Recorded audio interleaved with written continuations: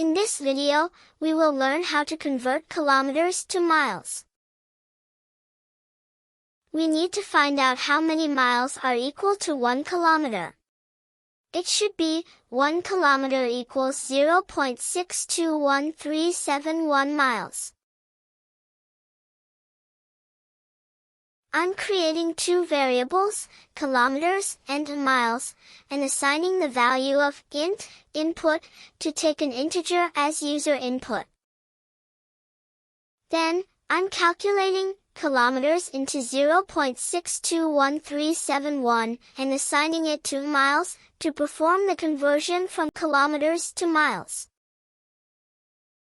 Finally, I'm displaying the result using the print instruction.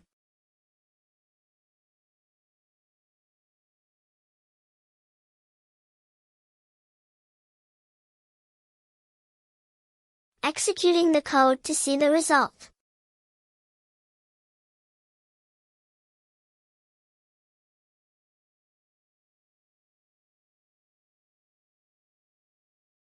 Don't forget to like and subscribe to stay updated with more exciting programming tutorials.